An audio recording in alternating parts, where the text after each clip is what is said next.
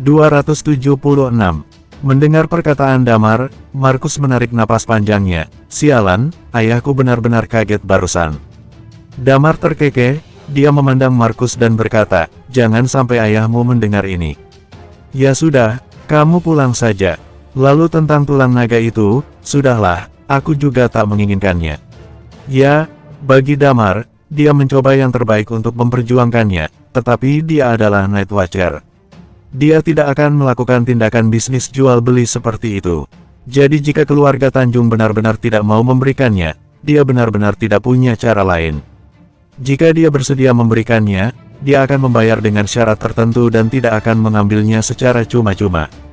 Hubungannya dengan keluarga Tanjung tidak seperti hubungan antara dia dan Hartono Dewanto. Hartono bahkan menganggap Damar seperti anaknya sendiri. Demikian pula dengan Damar yang sangat menghormati Hartono. Kring kring kring. Pada saat itu, ponsel Markus berdering. Dia mengambil ponselnya untuk melihat siapa yang sedang meneleponnya. Ayahku yang menelepon, ujarnya. Gimana, apa kamu sudah menyusul Damar? Tanya Maxi. Ya, sudah, ujar Markus dengan cepat. Ayah, jangan khawatir. Perkataan Damar barusan hanya untuk membuat kakek kedua merasa muak. Dia tidak berpikir akan benar-benar ingin melawan kita. Maxi yang baru saja mendengarnya kemudian menghela nafas panjangnya, suruh Damar kembali, kakek kedua sudah tenang. Serius, ujar Markus. Baiklah, aku akan segera membawanya kembali. Dia memandang Damar dan berkata, Damar, ayahku memintamu untuk kembali terlebih dulu, dan bilang kakek keduaku sudah tenang. Damar sedikit heran, dia mungkin bisa menebak bahwa Maxi di tengah kegelisahannya mungkin telah memberitahukan secara detail tentang dirinya. Tentu saja, dia juga bisa mengerti bahwa bagaimanapun juga, ini benar-benar tentang kelangsungan hidup keluarga Tanjung. Damar mungkin tidak peduli dengan semua harta dan uangnya, tetapi dia hanya peduli dengan keluarga Tanjung. Mereka berdua kembali ke kantor Maxi lagi. Saat ini, Rian dan Henry terlihat sedikit gusar. Mereka berdua menatap Damar dengan sedikit ketakutan di mata mereka. Rian menggertakkan giginya. Dia mengambil secangkir teh dan berkata, Damar, maafkan kami yang tidak tahu secara detail tentangmu sebelumnya, sehingga kami berkata semena-mena terhadapmu tadi. Kami sama sekali tidak bermaksud menyinggung Night Watcher. Damar menatap Rian dan bertanya, jadi jikalau aku bukan Night Watcher, dan hanyalah orang biasa, tidak masalah kalau aku dipukuli oleh Nicholas, yang bahkan jika sampai aku mati, maka aku akan mati dengan sia-sia. Benar begitu, kan, aku? Rian tidak menyangka Damar akan balik bertanya seperti itu. Tubuhnya sedikit gemetaran, lalu dia dengan cepat berkata, ini adalah karena aku yang tidak mendidiknya dengan baik. Setelah ini aku pasti akan mendidik Nicholas dengan baik. Aku harap kamu tidak memasukkan kejadian ini ke dalam hati. Damar melambaikan tangannya dan berkata, ya sudah, aku juga malas untuk mengurusi urusan keluarga kalian. Maxi menarik nafasnya, dia memandang Damar dan berkata, Damar, begini saja, nanti malam kamu datanglah ke rumah kami untuk makan bersama. Mandy setiap harinya mengomel padaku untuk mengajakmu datang. Kemudian nanti aku akan sekalian memberikan tulang naga itu padamu. Barang itu jika berada di tangan kami, benar-benar tidak berguna. Damar menggelengkan kepalanya dan berkata, aku tidak akan mengambilnya dengan cuma-cuma. Begini saja, sebagai gantinya, aku akan menempati semua saham Lucky Group. Aku akan mengembalikan semuanya padamu. Namun di saat yang bersamaan, aku ingin kalian menyanggupi sebuah permintaan, asalkan tidak melanggar moral dan hukum. Permintaan apapun, aku akan membantu kalian untuk menyelesaikannya. Maxi terkejut mendengarnya dan kemudian dia merasa kegirangan. Jika dibandingkan dengan 5% dari saham, janji Damar jauh lebih berharga baginya. Sampai batas tertentu, selama Damar masih hidup, keluarga Tanjung seolah memiliki sebuah kartu pamungkas. Dia menelan ludahnya, lalu menatap Damar dan berkata, terima kasih. Damar berkata sambil tersenyum, tak perlu khawatir, kalau begitu sampai jumpa nanti malam. Aku pergi dulu. Baiklah, ujar Maxi. Damar tak meminum secangkir teh yang sudah dibuat oleh Rian. Dia hanya melihat sekilas ayah dan anak itu. Lalu dia berkata, urusanku, jangan sampai ada yang tahu. Kalau tidak, semuanya akan tamat. Kami mengerti, ujar mereka berdua sambil mengangguk. Damar pamit kepada Maxi dan Markus, kemudian keluar dari gedung kantor Lucky Group. Setelah sampai di luar gedung, dia mengerutkan dahinya dalam-dalam. Sekarang, tentang ketujuh tulang itu, yang satu telah dia dapatkan dari keluarga Dewanto, satu lagi berada di keluarga Tanjung, dan malam ini dia akan mengambilnya. Tinggal sisa kelima tulang lainnya yang cukup merepotkan. Sedangkan Martin, dia harus bisa membawa kepala David. Tetapi David selalu ada di rumah sepanjang tahun. Bahkan dia hampir tidak pernah keluar, dan Damar tidak tahu kekuatan spesifik dari orang tua itu. Dalam keluarga Bhaskara, tidak sedikit dari mereka yang sudah sampai di tingkat puncak. Dalam keadaan seperti itu, tidak etis jika bergegas menghampiri keluarga Bhaskara dan membunuh David, dan itu dapat menyebabkan banyak keributan. Tinggal menunggu Dewan, masalah ini baru akan dibahas lagi, ujar Damar sambil menyentuh hidungnya. Dewan, yang bernama lengkap Dewan Bhaskara, yang dulunya adalah Night Watcher nomor 43, yang kini sudah masuk 20 besar. Dia adalah anggota termuda di tim 11.762, dan dia memasuki Night Watcher 1 tahun lebih lambat dari Damar. Dia bukan tipe orang yang berlatih seni bela diri, dia memiliki bakat yang berbeda dan memiliki keterampilan yang unik. Teknik menembaknya itu sangat mengerikan. Dia adalah si penembak jitu Night Watcher. Sebenarnya, berbicara tentang kemampuan seni bela diri Dewan, dia bahkan tidak bisa sampai ke medan perang utama, tetapi dengan mengandalkan keterampilan menembaknya lah yang membuat Damar memasukkannya ke dalam tim. Faktanya, setelah mencapai tingkat puncak, senjata biasa tidak memainkan peran besar bagi orang-orang seperti Damar, tetapi Dewan berbeda. Meskipun di awal dia hanya No. 43, Damar mungkin cukup takut untuk bertarung 1 lawan 1 dengannya. Jika bukan karena nilai bela diri yang lemah, Dewan tidak akan memiliki peringkat yang begitu rendah saat itu. Lilia pernah mengatakannya sebelumnya, mereka bertiga akan datang ke kota NJ untuk mencari Damar, dan Night Watcher berharap Damar dapat memulai kembali menjalankan tim 11.762. Ketika dia tiba, bukan tidak mungkin untuk membunuh David tanpa banyak keributan. Aku tidak tahu kapan ketiga orang itu akan tiba. Pada saat itu, kita harus memberi mereka alkohol yang paling baik. Oh ya, ada Clara juga. Aku tidak tahu apakah sekarang dia masih sirotis sebelumnya. Damar memikirkan ketiga orang itu dengan mulutnya sedikit berkedut. Orang-orang ini adalah saudara-saudaranya yang telah berjuang bersama di medan perang. Tepat saat Damar sedang berpikir, ponselnya tiba-tiba berdering. Dia mengambil ponselnya dan ternyata Yasmin lah yang meneleponnya. Damar mengangkat teleponnya dan bertanya, "Halo, ada apa?" "Aku tidak boleh meneleponmu jika aku baik-baik saja," ujar Yasmin dengan santai. "Tidak juga," ujar Damar sambil menyentuh hidungnya. "Kamu di mana? Aku akan menyusulmu ke sana," ujar Yasmin sambil melipat bibirnya. Suaranya sepertinya tercekat, tidak tahu apa yang sebenarnya sedang terjadi. Bersambung 277. Kapan kamu meninggalkan kota NJ? Damar yang mendengar suaranya yang tercekat, lalu mengerutkan dahinya. "Ada apa denganmu?" "Tidak apa-apa, suasana hatiku sedikit tidak baik. Aku ingin mencarimu untuk menemaniku minum," gumam Yasmin. Untuk urusan minum, Damar sebenarnya tidak terlalu menolak, tetapi sekarang masih siang bolong, rasanya kurang pas untuk pergi minum-minum. Dia mengerutkan dahinya dan berkata, "Ini masih siang bolong, mana ada bar yang sudah buka di siang hari seperti ini. Aku punya teman yang memiliki bar, dan aku memintanya untuk langsung membuka barnya. Kita langsung pergi ke sana saja. Nanti akan kukirimkan alamatnya," ujar Yasmin. Damar sedikit heran, sore ini dia tidak ada urusan apapun. Dua tulang di tangan Martin dan yang ada di tangan David mungkin akan sulit didapat untuk sementara ini. Dan malam nanti dia juga akan pergi makan malam bersama keluarga Tanjung. Dipikir-pikir lagi, dia sepertinya akan cukup bosan sore ini. Meskipun Yasmin mengatakan dia sedang ingin minum, sepertinya sebagai seorang wanita dia tak akan bisa minum terlalu banyak. Damar sedikit bergumam, lalu mengangguk setuju. Setelah Yasmin mengirimkan alamatnya, Damar segera mengendarai mobilnya menuju tempat itu. Ketika sampai, Damar menghentikan mobilnya dan mendongak sekilas. Bar ini adalah bar yang sepi, yang tidak ramai seperti disko. Bar ini sudah buka walaupun masih siang hari, dan sepertinya tidak ada banyak orang di dalamnya. Di pintu masuk, ada sosok wanita tinggi berdiri di sana yang mengenakan pakaian yang ketat, menunjukkan lekuk tubuh sempurnanya dengan jelas.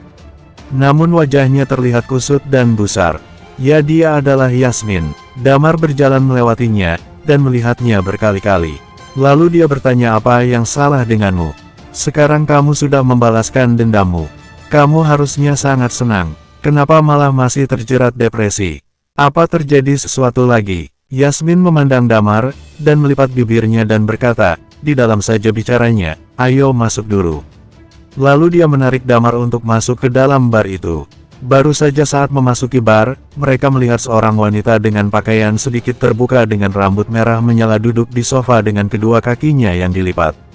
Dia juga mengisap rokok di tangannya, dengan asap mengepul dari embusan asap rokoknya. Setelah melihat Yasmin dan Damar, dia pun tersenyum, lalu dia berdiri dan berkata kepada Yasmin, ada apa denganmu Yasmin? Sudah datang untuk minum di siang bolong seperti ini. Aku ingat orang tuamu tidak pernah mengizinkanmu untuk minum, kan? Kak Hani, Yasmin memandangnya dan berkata, tolong siapkan sebuah tempat yang sepi untukku.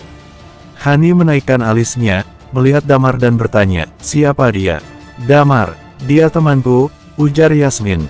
Damar mengangguk padanya, dia menatap Damar dari atas ke bawah, dan tidak membalas sapaan apapun. Dia berkata dengan rokok di jarinya, ikut denganku.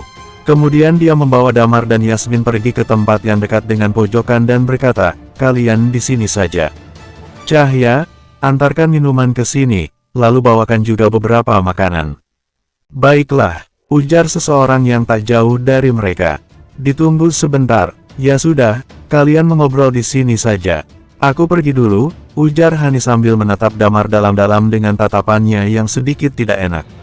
Damar melihat semuanya, tetapi dia tidak mengatakan apa-apa. Damar menunggu sampai Hani pergi, lalu dia mengerutkan dahinya, bagaimana kamu bisa kenal dengan orang itu? Sebenarnya tidak sulit untuk melihat bahwa Yasmin adalah seorang wanita dengan temperamen besar. Dia bahagia dengan caranya sendiri. Saat Damar pernah menyelamatkan Yasmin sebelumnya, dia pernah mengancam Damar dan meminta Damar untuk mengajaknya masuk ke dalam Night Watcher. Percuma dengan perkataan orang seperti itu, masih terlalu labil. Ini adalah contoh orang yang tumbuh di bawah pengaruh asuhan. Dan juga seharusnya Abraham bisa mendidiknya sedikit lebih tegas. Tetapi orang yang dipanggil Kak Hani olehnya ini tampak sepenuhnya berbeda. Wanita ini memiliki aura sosial yang kuat, dan sebenarnya Yasmin kelihatannya sedikit kurang pas dengannya. Seharusnya Abraham tidak mengizinkan Yasmin untuk berinteraksi dengan orang-orang seperti itu. Maksudmu Kak Hani? Tanya Yasmin. Namanya Hani, dia adalah kakak kelasku. Aku mengenalnya saat masih di kampus dulu. Kamu jangan melihat karena penampilannya yang seperti itu. Bar ini adalah bar yang dia bangun sendiri. Selain itu dia adalah orang yang baik. Damar menyentuh hidungnya dan berkata, apa cukup baik? Tidak kelihatan. Kemudian dia menatap Yasmin dan berkata, sudah tak usah bahas dia lagi, sebenarnya kamu ada masalah apa? Yasmin menatap Damar, lalu wajahnya sedikit merah dan berkata, kapan kamu akan meninggalkan kota NJ? Kenapa kamu tiba-tiba menanyakan ini? Ujar Damar. Aku ingin pergi bersamamu, ujar Yasmin. Aku akan pergi ke Night Watcher. Kamu ingin masuk ke Night Watcher, bukannya untuk membalas dendam orang tuamu. Sekarang Saveri sudah mati, untuk apa kamu mau masuk ke Night Watcher? Tidak perlulah. Ujar Damar. Yasmin menggigit bibirnya, lalu mengertakkan giginya dan berkata, aku sangat stres. Kenapa kalian tidak bersedia jika aku bergabung? Kakekku seperti ini, kamu juga sama. Aku ini tingkat puncak, bahkan jika aku kembali denganmu, aku juga adalah orang terhebat. Katakan padaku, mengapa kamu ingin pergi bergabung? Tanya Damar. Yasmin menghela napasnya, baiklah, aku beritahu kamu, aku ingin tinggal jauh dari kakekku. Aku merasa bahwa aku telah hidup di bawah aturannya sepanjang hidupku.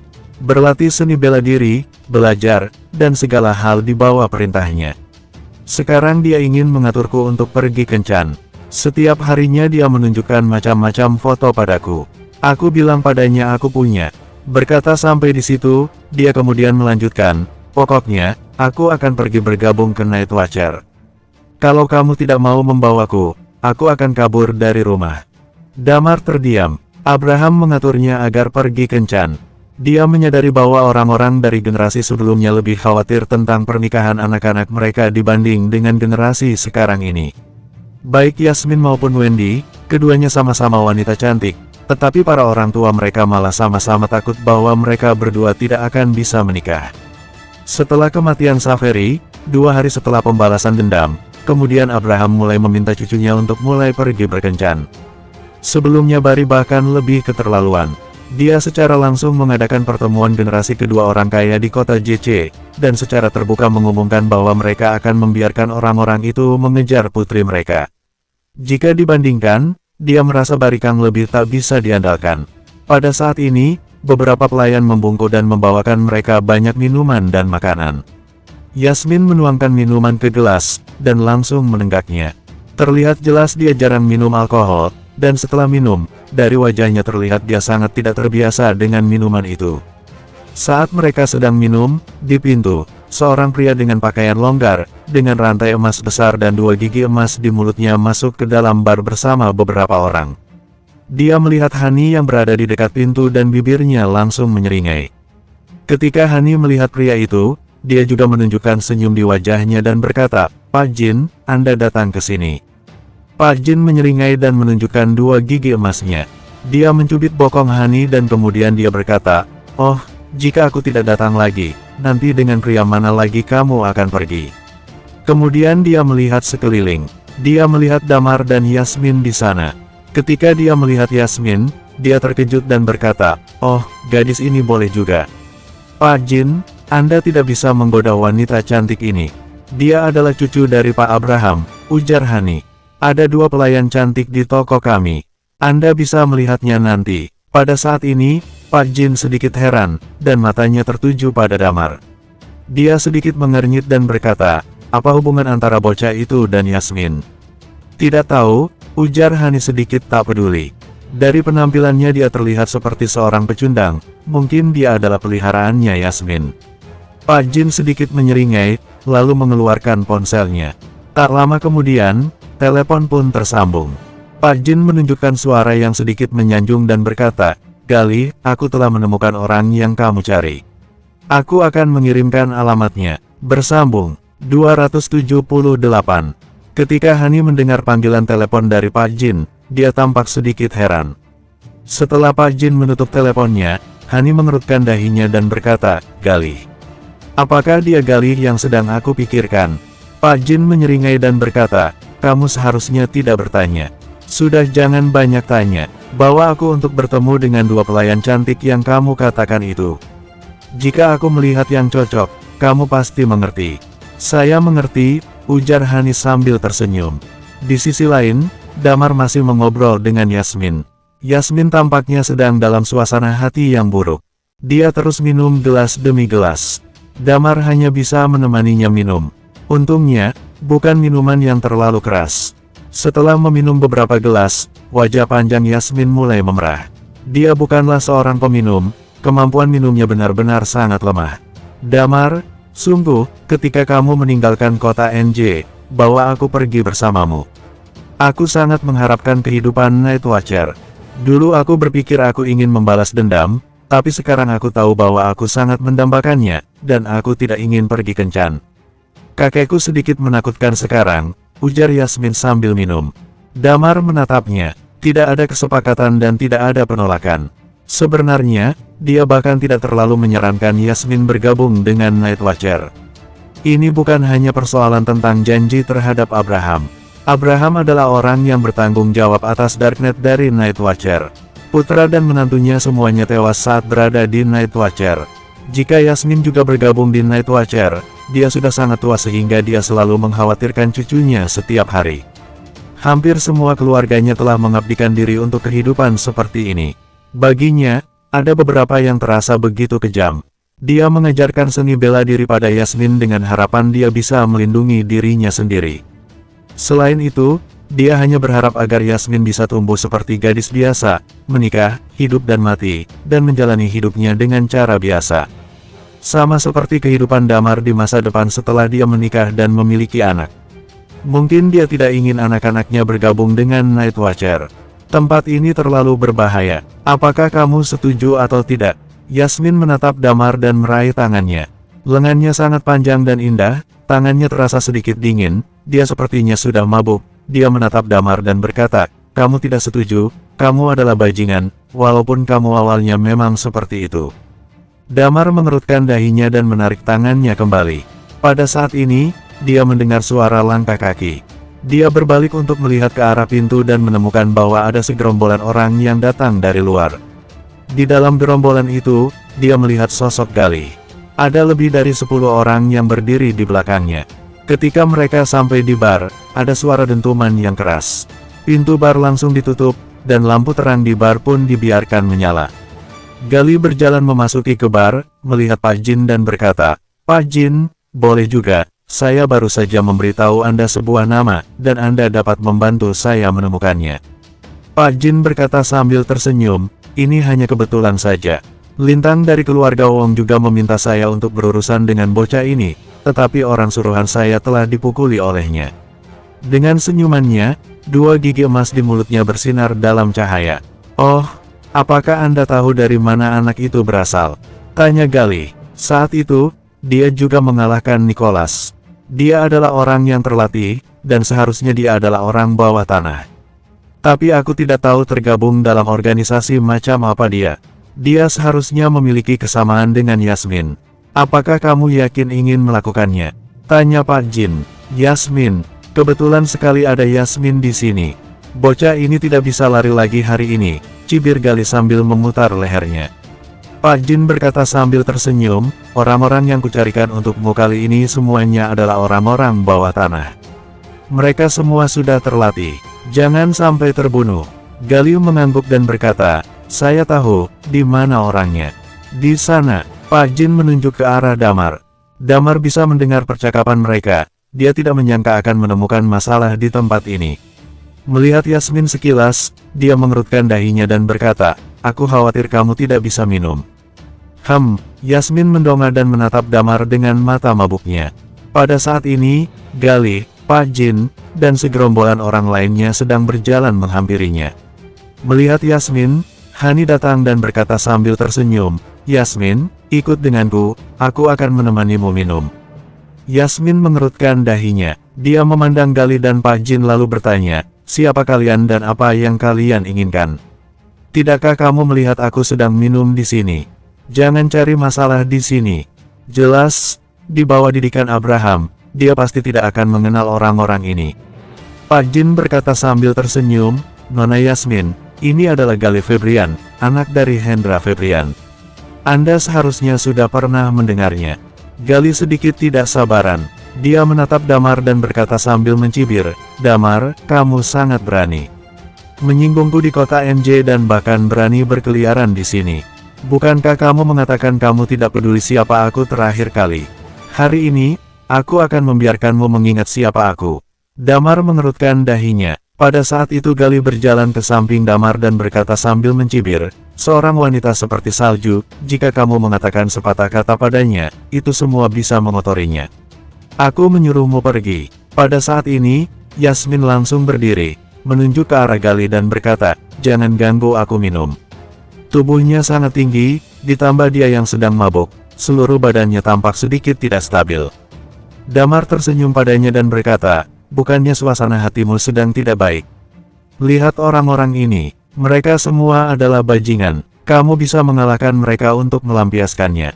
Mendengar perkataan Damar, tatapan Yasmin sedikit berbinar. Galio mengerutkan dahinya, dia menatap Yasmin dan berkata, Nona Yasmin, ini tidak ada hubungannya denganmu. Ini persoalan antara aku dan Damar. Jangan terlibat, akan berakibat buruk untukmu. Oh, ujar Yasmin, kemudian dia langsung menghampiri ke Gali. Seluruh amarah dalam tubuh Yasmin seolah meledak, dan dia langsung melayangkan satu pukulan ke kepala Gali. Gali tidak melawannya sama sekali, dia benar-benar mendapat pukulan keras. Yasmin adalah tingkat puncak, meskipun Gali juga sempat berlatih, tetapi dengan Yasmin, dia seperti tidak bisa melihat celah sama sekali. Pukulan itu membuatnya tidak bereaksi. Dia memutar kedua matanya, dan dia pun langsung lumpuh di tanah. Dia tampak telah dipukuli dengan konyol, dengan wajah kusutnya dia meringkuk di sana. Segerombolan orang itu terlihat tercengang. Begitu juga dengan Pak Jin. Dia memandang Damar, lalu melambai kepada segerombolan orang itu dan berkata, habisi bocah ini. Hani, tahan Nona Yasmin. Apa yang kamu bicarakan? Ujar Yasmin sambil menatap ke arahnya. Pak Jin mundur beberapa langkah ke belakang, dan segerombolan orang yang dibawanya mulai maju untuk menghabisi Damar. Damar terlihat tenang, dan seulas senyum muncul di sudut bibirnya. Hani ingin menahan Yasmin, tetapi Yasmin sendiri tidak tahu apakah dia sedang mabuk atau sedang ingin melampiaskannya. Dia mengabaikan Hani dan bergegas menghampiri ke segerombolan orang itu. Pada saat itu, orang-orang saling memandang. Jangan main-main dengan wanita yang sedang depresi dan mabuk.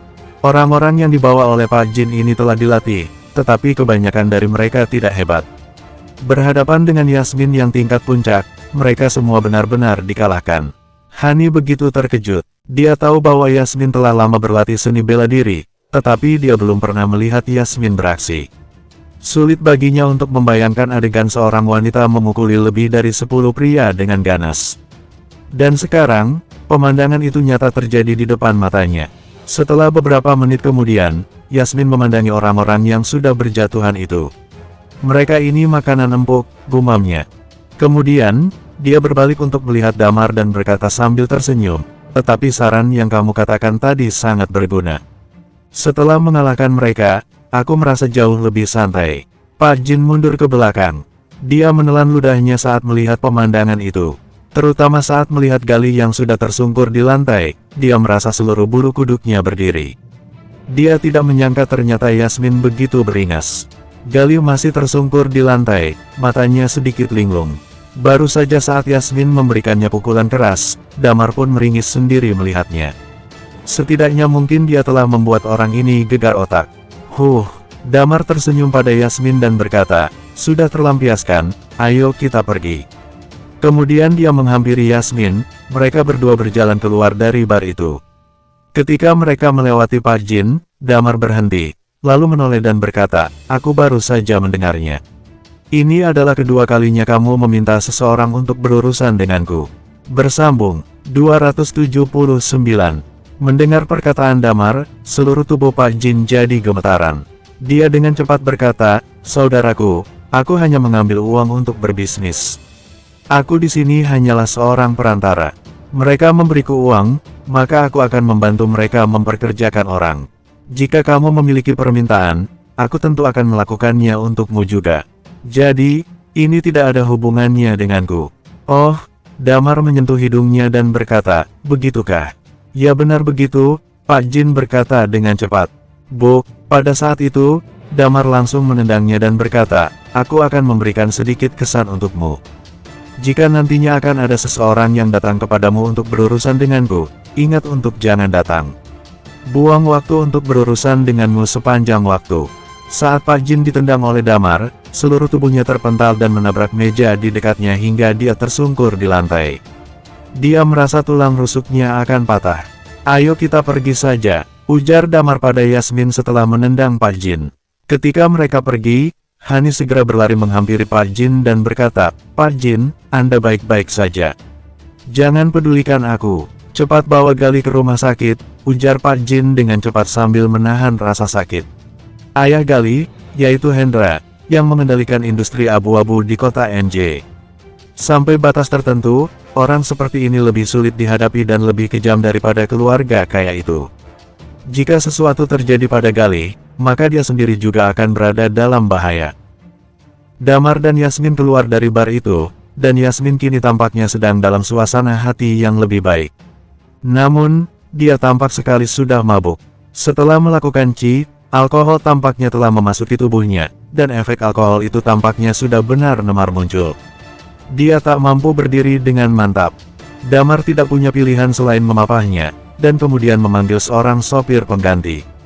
Ketika sopir pengganti itu tiba, dia meminta sopir itu untuk mengemudikan mobilnya dan membawa Yasmin pulang ke rumahnya. Sebenarnya, pada awalnya Damar berencana untuk mengirim kembali Yasmin pada Abraham, tetapi ketika dia mendengar bahwa dia akan diantar pulang, Yasmin sangat menolak.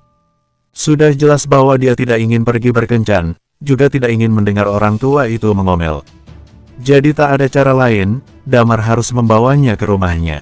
Ketika sampai di rumah Damar, Yasmin masih membuat masalah untuk terus minum, mengatakan bahwa dia tidak mabuk. Damar tahu kalau gadis ini benar-benar mabuk. Sebenarnya dia tidak minum banyak, hanya 2 botol dengan kadar alkohol rendah.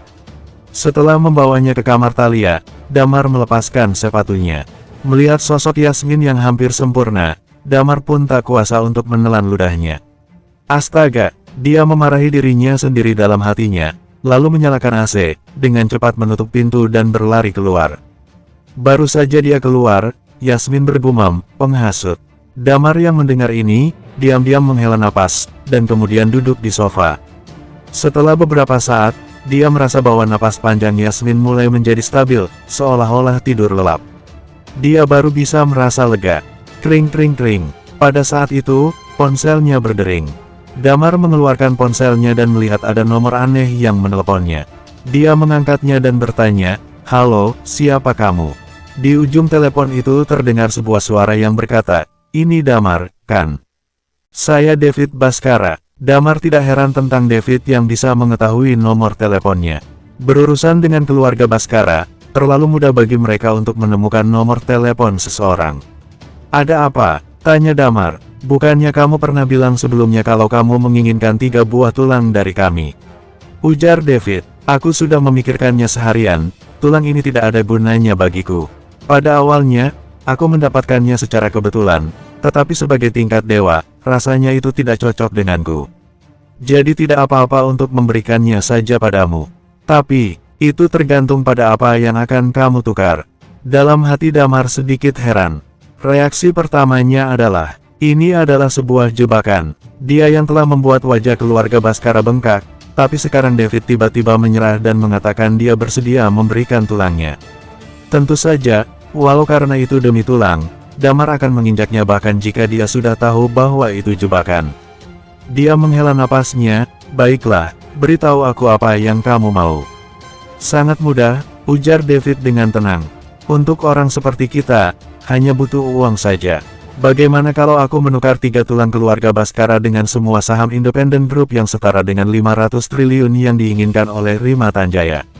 Tentang bagaimana kamu memberikan uang itu pada Rima, aku tidak peduli.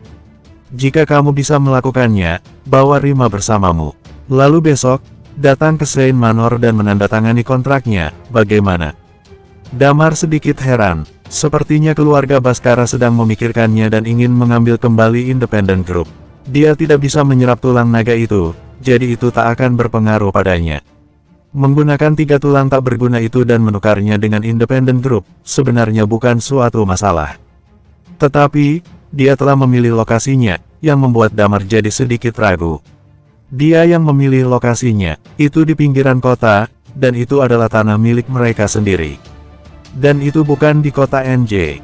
Pada prinsipnya, jika dia benar-benar ingin berbisnis, dia dapat mencari hotel apa saja lalu menyelesaikan kesepakatannya. Untuk mendapatkan 3 tulang ini, Damar mengeluarkan 500 triliun yang cukup berharga baginya. Sepertinya, ada yang ingin melakukan sesuatu padaku di pinggiran kota, dan sekalian bisa sepenuhnya menangani urusan Rima Tanjaya, cibir Damar dalam hatinya. Lalu dia pun berkata, "Baiklah, aku menyanggupinya. Kamu bisa mengirimiku alamatnya." "Besok pukul berapa?" "Besok pukul 7 malam. Sekalian kita makan malam di sana," ujar David. "Tidak masalah, aku akan tiba tepat waktu," ujar Damar dengan santai. Dia menutup teleponnya. Damar menyentuh hidungnya dan berkata, "Orang tua ini sepertinya ingin melakukan sesuatu padaku." Tetapi dia tidak terlalu peduli. Dia melihat 2 buah belati, pembelah udara dan tanpa nama, yang diletakkan tidak jauh dari dinding. Lalu terlihat seulas senyuman dari sudut bibirnya. Pada saat yang sama, di pulau tempat Sin City berada, karena perbedaan waktu, meskipun hari sudah sore di tempat Damar, tetapi di sana baru saja terbit fajar. Thalia keluar dari hotel yang cukup mewah. Di pintu hotel, ada juga 2 pelayan yang berdiri di sana. Melihat Thalia yang pergi, mereka tersenyum dan berkata dalam bahasa Inggris, "Sampai jumpa lagi." Thalia tersenyum, dia pergi ke mobil yang dia rampok semalam. Meninggalkan ranselnya dan bintang keberuntungan di sana, dia kemudian membuka pintu mobil itu. Pada saat itu, seorang pria yang mengenakan topi datang kepadanya, lalu membuka pintu samping pengemudi dan duduk langsung di sana. Thalia mengangkat alisnya dan berkata, "Turun." Pada saat ini, pria bertopi itu sedikit membuka mulutnya, lalu sedikit mendongak memperlihatkan sedikit dagunya. Bibirnya sedikit terbuka dan berkata, "Untuk segalanya yang bernapas." Mendengar perkataan ini, seluruh tubuh Thalia sedikit bergerak. Dia memiringkan kepalanya dan menatap wajah pria itu. Dia tampak seperti pria yang berusia 40-an, dan terasa seperti ada perubahan dari wajahnya. "Itu kamu, masuk ke dalam mobil," ujar Thalia. "Orang-orang yang datang ke kota kemarin mengalami kecelakaan," ujar pria itu dengan santai. Wajah Thalia sedikit heran. "Orang-orang yang datang ke kota kemarin? Maksudmu Wadi dan yang lainnya?" tanya Thalia dengan sedikit gemetar. "Ya," ujar pria itu sambil mengangguk. Bersambung 280. Damar tidak tahu apa yang terjadi di pulau itu. Setelah memasuki Sin City, seolah benar-benar kehilangan kontak dengan dunia luar. Jika ingin keluar dari Sin City juga syaratnya cukup ketat. Karena sudah tidak ada urusan, dia menonton TV sepanjang sore di ruang tamu rumahnya, dan Yasmin juga tidur sepanjang sore hingga pukul 17.30, dia masih tertidur. Pada pukul 17.30, Damar melihat ke kamar tempat Yasmin tertidur, dan mengerutkan dahinya. Dia menulis catatan di atas meja dan berkata, "Aku pergi. Kalau kamu sudah bangun cari sesuatu untuk dimakan." Setelah menulis itu, dia pergi ke garasi dan pergi menuju ke rumah Maxi Tanjung. Sesampainya di sana, Mandy segera berlari dan memeluk Damar. Dia sepertinya sangat menyukai Damar. Dalam ingatannya, Damar seperti seorang pahlawan super. Adegan itu selalu terukir dalam di benaknya. Kak Damar, kakak bilang akan bermain denganku ketika kakak senggang. Tapi selama berhari-hari, kakak tidak pernah menghubungiku, dan jarang mengabari di WhatsApp, ujar Mandy sambil memanyunkan bibirnya. Damar dengan lembut mengusap kepalanya dan berkata, "Akhir-akhir ini sedang sibuk." Mandy dengan hati-hati melihat ke dalam ruangan dan bertanya, "Apakah kakak sedang dalam misi?" "Ya," ujar Damar sambil mengangguk. "Ini rahasia ya, ayo kita masuk dan temui orang tuamu." "Ayo," ujar Mandy sambil memegang tangan Damar dan membawanya masuk ke dalam villa. Di aula villa, Markus sedang duduk di sofa bermain dengan ponselnya. Maxi sedang duduk di samping dengan sebuah buku dan kacamata. Selain itu, ada seorang wanita yang terawat dengan baik. Dia melihat Damar dan jelas tahu bahwa Damar akan datang malam ini. Ketika dia melihat Mandy yang memegang tangan Damar, alisnya sedikit mengernyit dan berkata, "Mandy, kamu sekarang sudah berusia 16 tahun. Kamu sudah menjadi gadis, masa malah menarik tangan seorang pria? Ayo cepat duduk sini." "Oh." Mandy mengatupkan mulutnya dan melepaskan tangan Damar. Wanita ini jelas adalah ibu dari Mandy dan Markus. Meski dia sudah tua, tetapi dia tetap terlihat cantik. Terlihat jelas dia adalah orang yang cukup tegas, terutama di bidang bimbingan belajar. Damar tidak bisa menahan diri untuk tidak melihat Markus yang berada di sebelahnya. Dia tidak tahu bagaimana Markus menjadi playboy kaya dari Four Masters seperti ini. "Damar sudah datang," ujar Maxi tersenyum sambil menutup bukunya. "Makanannya sudah siap, ayo kita makan malam bersama." Kelima orang itu berkumpul dalam sebuah meja.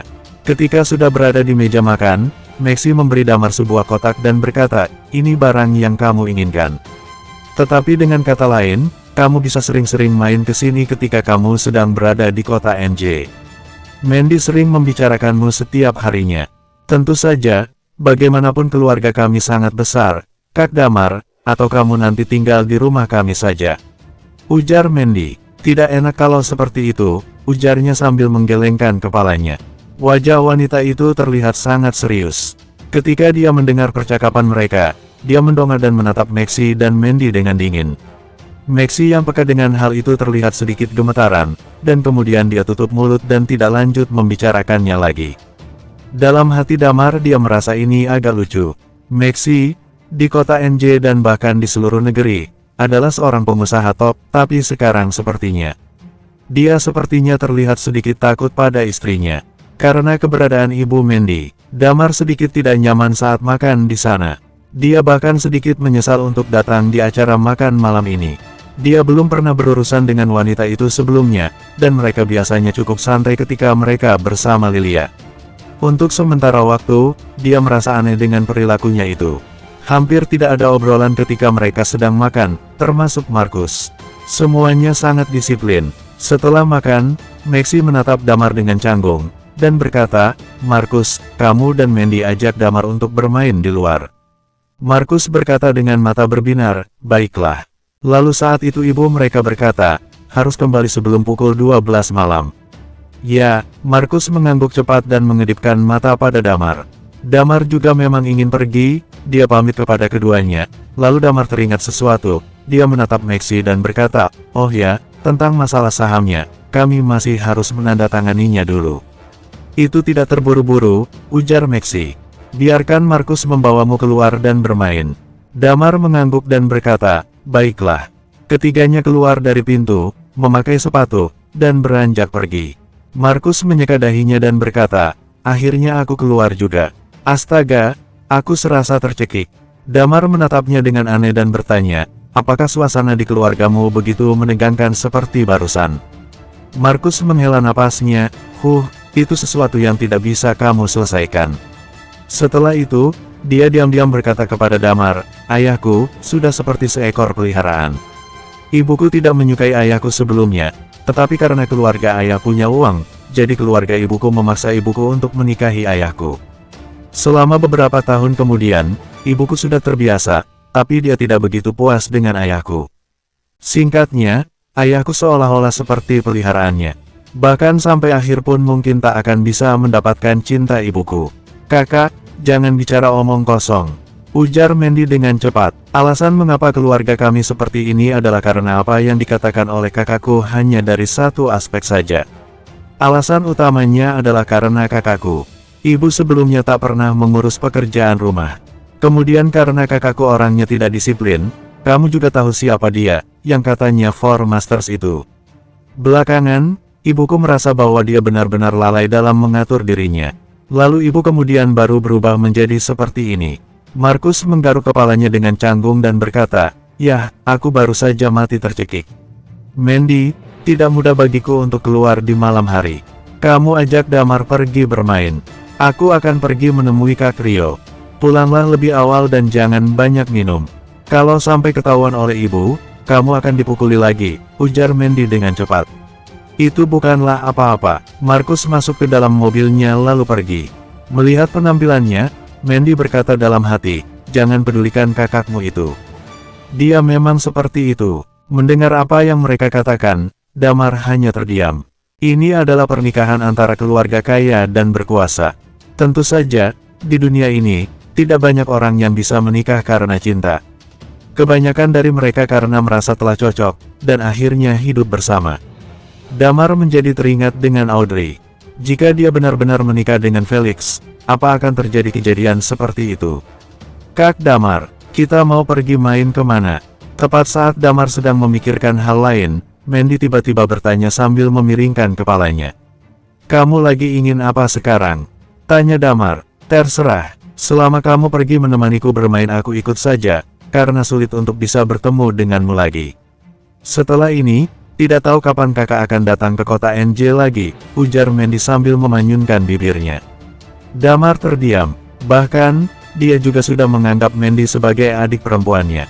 Dia terdiam sejenak dan berkata, "Baiklah, ayo kita pergi berbelanja dan menonton film, terus kita pergi makan sate, bagaimana?" "Ayo," ujar Mandy dengan penuh semangat, "aku ingin makan BBQ, tetapi ibu tidak mengizinkanku untuk memakannya, katanya tidak higienis." Bersambung 281. Damar membawa Mandy bersamanya dan berkendara di sekitar pusat perbelanjaan di dekatnya. Dia membeli beberapa mainan kecil untuk Mandy. Kebanyakan dari mereka tidak terlalu mahal, tetapi Mandy terlihat sangat senang. Setelah berbelanja, mereka menonton sebuah film. Ketika mereka keluar, sudah hampir pukul 11 malam. Damar kembali mengajak Mandy ke sebuah kedai BBQ. Damar memesan banyak sate. Baru saja Mandy menggigit 2 gigitan kemudian dia berkata, "Wow, enaknya." Karena ibunya, dia hampir tidak pernah makan BBQ dalam 16 tahun terakhir. Sesekali, Markus diam-diam mengajaknya pergi makan saat ibunya sedang pergi. Damar tersenyum dan menatap Mandy dengan rasa sayang. Terkadang, dia juga berharap bisa memiliki orang yang begitu pintar dan bijaksana. Adik perempuan yang cantik dan imut. Bisnis kedai BBQ ini cukup laris, tokonya dipenuhi banyak pengunjung, dari yang minum sambil bercengkrama, semuanya ada di sana. Meskipun Mandy masih muda, dia sangat cantik dan cukup menarik banyak perhatian orang. Karena Lilia, Damar sudah lama terbiasa dengan perasaan diawasi di sepanjang jalan dengan wanita cantik. Jadi, dia tidak terlalu peduli. Setelah makan aku harus mengantarmu pulang, ujar Damar sambil tersenyum. Tangan Mandy memegang setusuk sate dan terdiam di sana, dan dia berkata sambil memanyunkan bibirnya, tapi nanti kapan kakak akan datang menemuiku lagi? Nanti, ujar Damar sambil menyentuh dagunya, mungkin sebelum aku meninggalkan kota NJ, aku pasti akan membawamu ke sini untuk makan sate lagi. Baiklah, ujar Mandy tertawa senang. Wah. Pada saat ini, tiba-tiba terdengar tangisan seorang anak. Damar mencari suara dan menemukan pasangan muda yang sedang duduk di sebuah toko. Wanita itu menggendong seorang anak di lengannya. Anak itu sangat muda, sepenglihatan Damar, mungkin masih berusia 7-8 bulan. Ketika anak itu menangis, pasangan itu terlihat terburu-buru. Anak baik, jangan menangis, jangan menangis. Wanita itu menepuk-nepuk badan anaknya dan membujuk anak itu. Di sebelah, seorang pria muda menatapnya tak sabar, menatap tajam pada anak itu. Anak itu menangis mungkin karena dia lapar. Kalian cepat ambil sebotol susu atau sesuatu untuk diberi makan, bisik orang di sebelah mereka. Oh, ya, ujar wanita itu dengan cepat. Dia melihat sekelilingnya dan tidak menemukan apapun. Kemudian dia mengambil sebotol air es di atas meja dan dengan hati-hati memasukkannya ke mulut anak itu. Anak itu meminumnya dan mulai menyedotnya, tangisannya pun perlahan berhenti. Anak yang lucu, Mandy menatap anak itu, dengan senyum di mulut kecilnya yang berminyak. Tetapi pada saat ini, dia menemukan bahwa Damar tiba-tiba berdiri dan berjalan menuju pasangan muda itu. Dia bertanya dengan lemah, dari mana asal anak kalian ini? Mendengar suara Damar, dan suasana seluruh toko BBQ seketika menjadi hening. Semua orang menatapnya, wajah pasangan muda itu sedikit keheranan. Ada sedikit ketegangan di wajah mereka. Kemudian ketegangan itu menghilang. Pria itu melotot dan berkata, tentu saja itu anak kami sendiri. Kamu ini siapa? Tidak, anak ini bukan milik kalian, ujar Damar. Mandy, lapor polisi, katakanlah ada penculikan anak di sini. Mendengar perkataan itu, sesaat suasana kedai itu tiba-tiba menjadi hening. Penculikan dan penjualan anak, di tempat semacam ini di kota NJ. Kamu jangan asal bicara, mana mungkin kita menculik dan menjual anak kita sendiri. Wanita muda itu berdiri dengan bayinya di pelukannya. Tetapi ketegangan dari penampilannya menjadi semakin terlihat. Damar menatapnya dan berkata dengan tenang, pertama, tidak ada pasangan muda yang akan datang ke kedai BBQ dengan bayi berusia 7 atau 8 bulan di tengah malam seperti ini. Kedua, ketika saya bertanya kepada Anda siapa anak itu, Anda tampak jelas sangat bingung. Ketiga, kalaupun ada pasangan muda yang tidak berakal dan mengajak anaknya makan malam di tengah malam, tidak mungkin tidak membawa apa-apa, bahkan sampai tidak membawa botol atau kereta bayi. Keempat, saat bayi ini menangis. Saat seseorang mengingatkan Anda bahwa anak Anda lapar, Anda tiba-tiba menyadarinya. Kelima, lebih tidak ada lagi seorang ibu yang belum memberinya susu tapi malah memberikan bayinya minum air es. Seperti yang ditunjukkan Damar, suasana kedai BBQ tersebut menjadi sangat hening, dan semua orang menatap pasangan muda itu. Pada saat ini, ada keringat dingin yang muncul di dahi kedua orang itu. Di sisi lain, Mandy juga sudah memanggil polisi. Setelah beberapa saat, mereka berdua berlagak menjadi tenang. Pria itu mencibir dan berkata, "Hei, bocah, kamu cari mati." Sebuah tatapan sengit terpancar dari pria itu. Wanita itu langsung melempar anak itu pada Damar. Setelah itu dia tiba-tiba mendorong Damar, dan kemudian mereka ingin melarikan diri. Tangan kanan Damar menggenggam anak itu. Pada saat yang sama, seluruh orang di sana mengambil piring di atas meja, dan melemparnya ke arah kepala wanita itu. Pria itu ingin melarikan diri, tetapi orang lain yang berada di sekitar kedai BBQ itu dengan cepat bangkit dan menahannya. Ketika mereka melihat bahwa mereka akan lari, orang lain juga tahu bahwa kedua orang ini akan lari. Kedua orang ini pasti penjahat yang memperjualbelikan anak. Dengan cepat pria itu dibekuk di tanah. Polisi datang dengan cepat. Setelah hanya merekam beberapa pengakuan dan memberikan anak itu kepada polisi, Damar segera membayar makanan dan berjalan keluar dari kedai bersama Mandy. Mandy masih memegang 2 tusuk sate di tangannya. Sambil makan, dia berkata dengan mata berbinar, "Kak Damar, kamu sangat hebat. Bagaimana kakak bisa menyadarinya pada saat itu?" Jika bukan karenamu, nasib bayi itu akan sangat kasihan sekali. Damar tersenyum kecil. Sebagai Night Watcher dia harus memiliki kemampuan untuk mendeteksi. Ya, kakak telah menyelamatkanku saat sebelum kakak dan aku berpisah waktu dulu. Dengan begini, sekarang aku memiliki kenangan yang tak terlupakan lagi, ujar Mandy dengan hati yang riang di sepanjang jalan. Aku juga ingin menjadi Night Watcher di masa depan. Night Watcher itu sangat hebat. Kamu sebaiknya belajar dengan giat.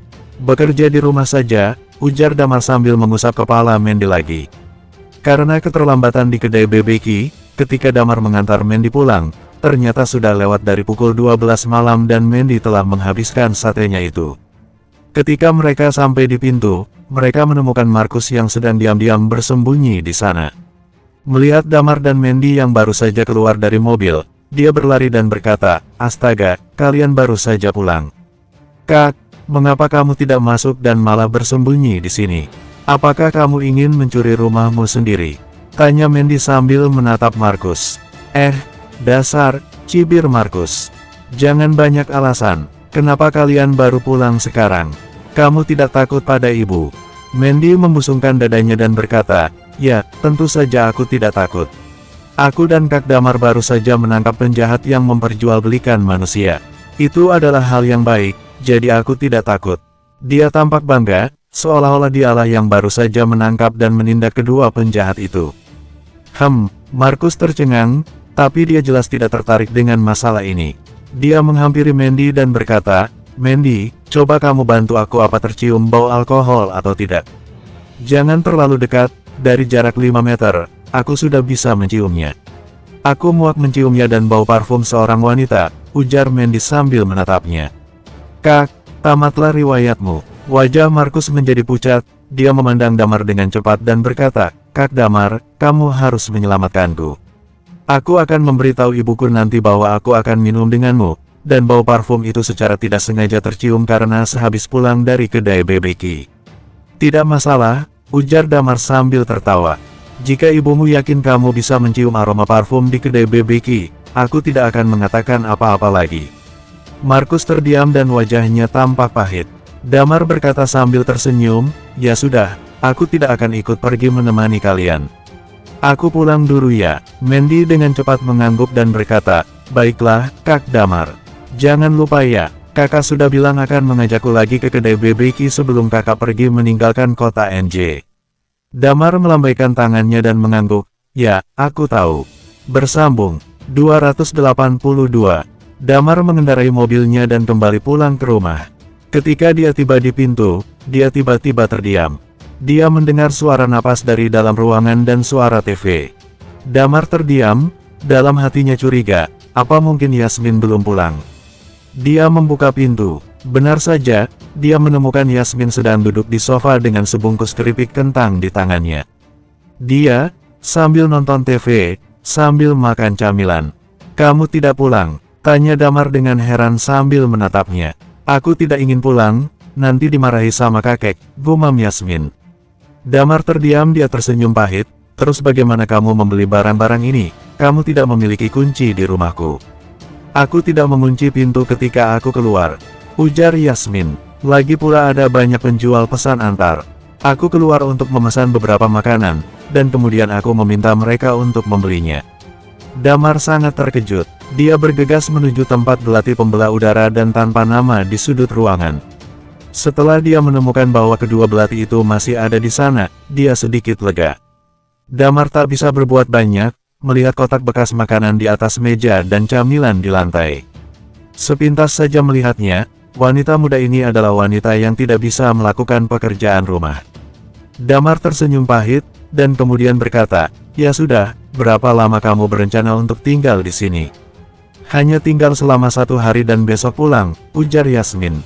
"Aku harus membiarkan kakekku merasakan tekadku. Setelah itu, dia tidak akan membiarkanku lagi pergi ke kencan buta." "Baiklah." Damar juga tidak terlalu memikirkannya. Dia pergi ke meja dan mengambil semua makanan ringan di atas meja.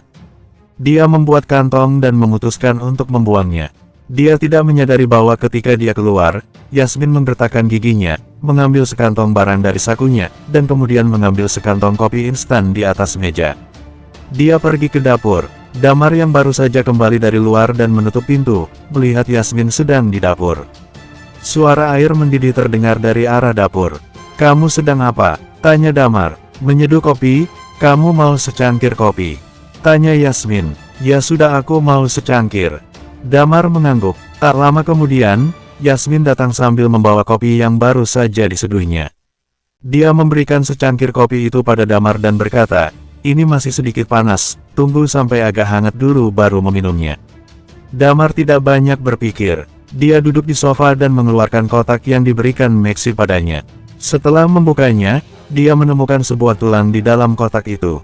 Tulang ini lebih besar dari milik Barikang, yaitu seukuran kepalan tangan bayi. Ketika dia memegangnya di tangannya, perasaan mencoba untuk berintegrasi ke dalam tubuhnya muncul lagi. Damar pun meyakini tulang ini tanpa keraguan. Sejauh ini, dia telah mendapatkan 4 buah tulang naga, 1 dari Barikang, 2 dari Walesmo di kasino bawah tanah, dan 1 dari Hartono Dewanto. 4 buah tulang ini membuatnya mengalami peningkatan kualitas. Dia memperkirakan bahwa sekarang di kota NJ dia bisa mendapatkan semua 6 tulang.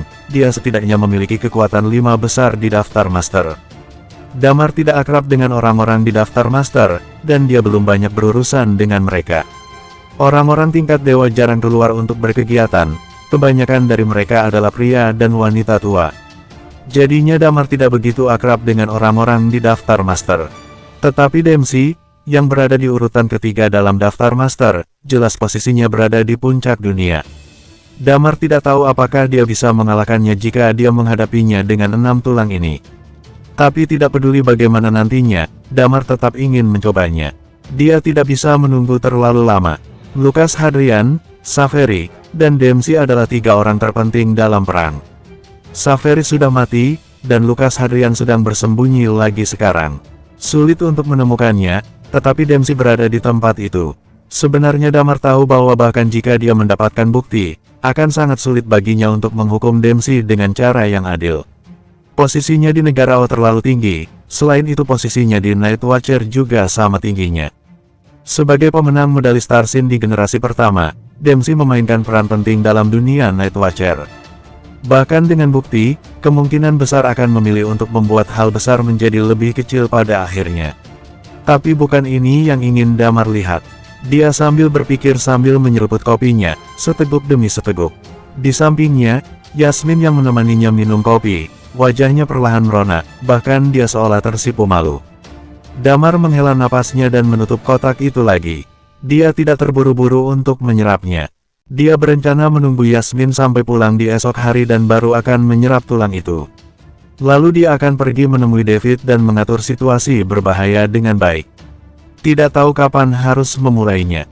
Damar merasa sedikit kegerahan. Dia mulai merasa tidak nyaman dan kepalanya juga mulai terasa sedikit pusing. Dia merasakan sesuatu yang salah dengan tubuhnya dan menatap Yasmin yang berada di sampingnya. Dia menemukan bahwa wajah Yasmin yang mulai memerah. Tampaknya ada kekuatan yang mendorongnya untuk bersandar ke arah Yasmin. Wajah Yasmin, sosok yang sempurna. Kaki ramping, pada saat ini, baginya, tampaknya dia merasa ada sebuah godaan yang menguasainya. Yasmin tidak bergerak, tanpa disadari dia semakin dekat dengan Yasmin. Yasmin menggertakkan giginya, lalu mengulurkan tangannya dan dengan lembut mencubit tangan Damar. Pada saat ini, pertahanan jantung Damar tampaknya dikalahkan. Seluruh tubuhnya bergetar hebat. "Kamu," dia tetap sedikit sadar dan berkata, "Apa yang kamu taruh di dalam minumanku? Apa yang akan kamu lakukan?" Yasmin tampaknya telah benar-benar mengetahuinya. Dia menoleh, menatap Damar dan berkata, "Aku akan menidurkanmu." Setelah mengatakannya, dia menggunakan sedikit tenaganya mendorong Damar ke sofa. Otak Damar kini benar-benar di luar kendali. Dia tidak menyangka, Yasmin yang cukup beringas dan tidak terkendali sehingga dia langsung terbius. Sesaat, di dalam kamar, seolah tanpa ruang dan batas, dari ruang tamu hingga ke kamar tidur, dari sofa hingga ke kasur. Damar tidak tahu berapa lama dia telah terbius. Kemudian, dia sepertinya merasa sedikit lelah dan kemudian tertidur.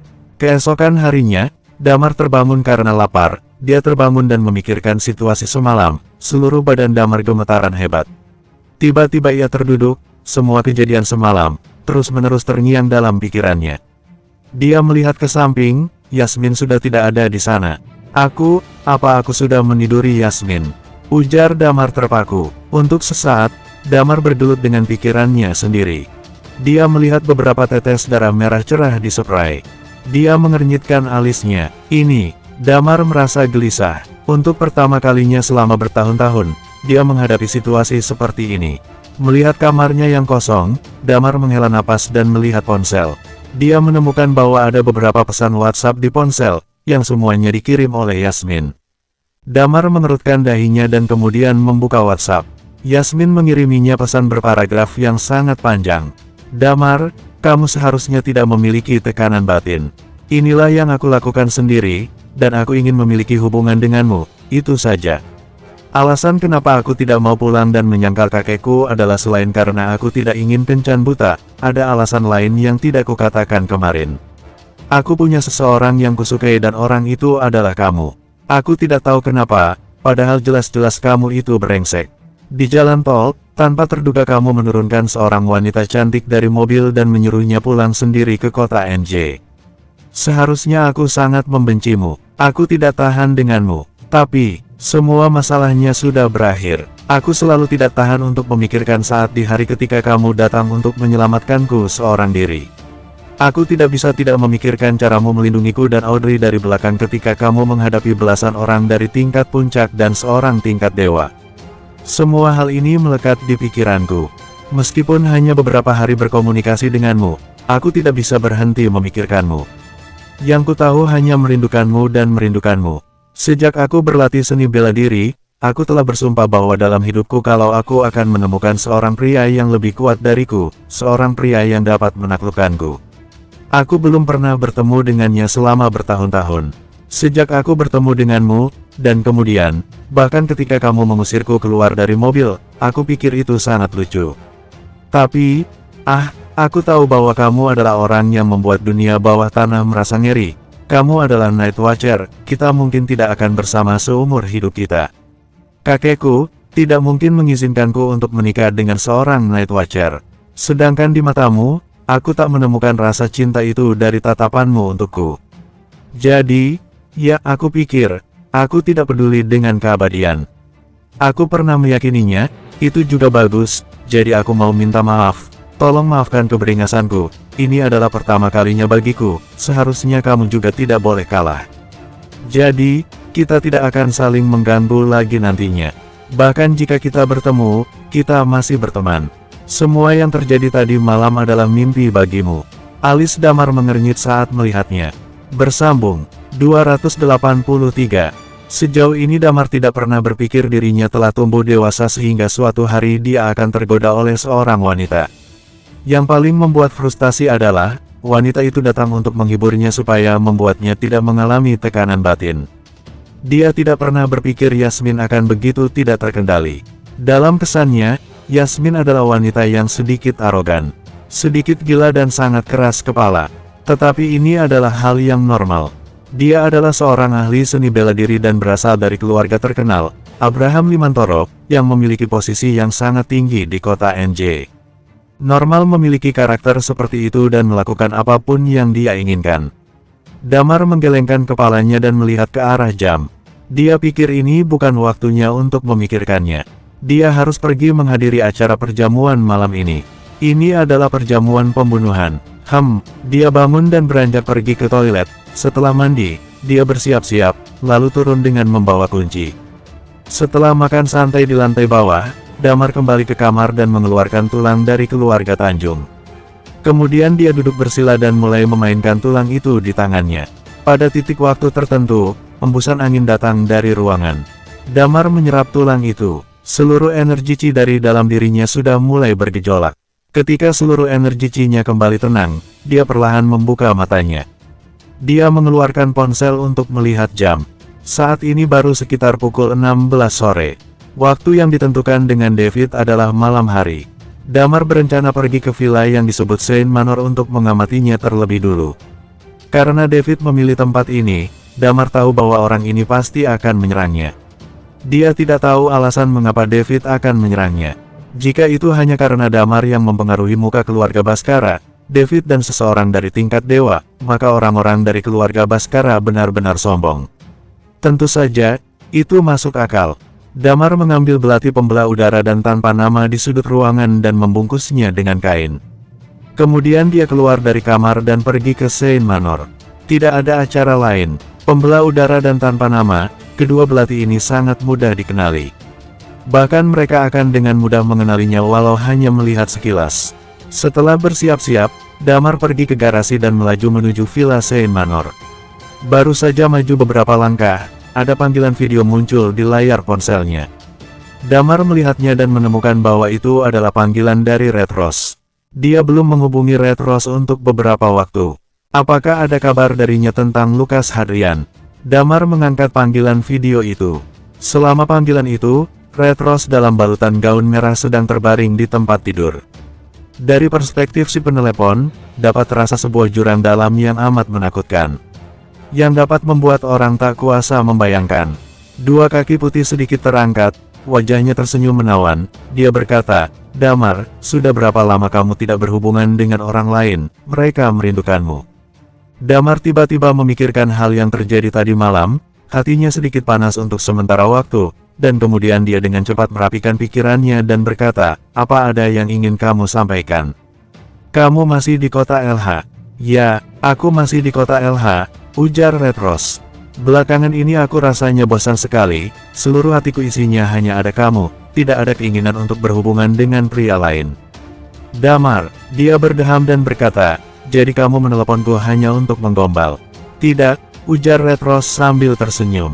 "Lucas sudah menghubungiku." Wajah Damar tampak penasaran dan berkata, "Dia sudah menghubungimu?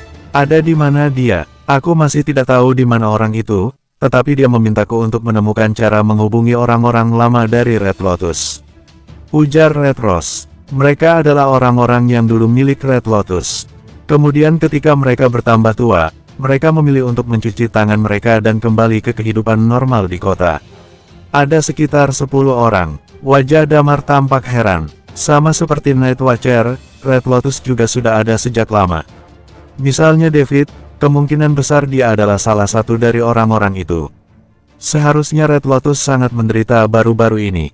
Ada banyak petarung yang telah gugur, terutama di tingkat puncak dan ini membuat Lucas menjadi tidak tahan, ujar Red Rose sambil tersenyum. Lalu setelah menghubungi mereka, akan menyuruh mereka pergi kemana? Tanya Damar. Dia bilang dia akan menghubungiku dalam waktu sebulan ini, ujar Red Rose dengan gembira. Baiklah kalau begitu kamu perhatikan baik-baik hal-hal ini. Jika Lucas mengambil inisiatif untuk mengekspos posisinya, orang pertama yang harus kamu hubungi adalah aku, ujar Damar. Baiklah, pada saat ini, Red Rose menjilat bibirnya dan berkata, "Damar, walaupun pertama kalinya menemukanmu, aku rasa aku perlu selalu berada di dekatmu. Dengan begitu, dia akan menghubungimu dengan tepat. Biarkan aku datang ke kota NJ untuk mencarimu. Kita bisa bernyanyi setiap malam. Kamu pasti sangat bosan berada di kota NJ sendirian, kan?" Sialan, Damar mengumpat dalam hatinya. Red Rose ini benar-benar menakutkan.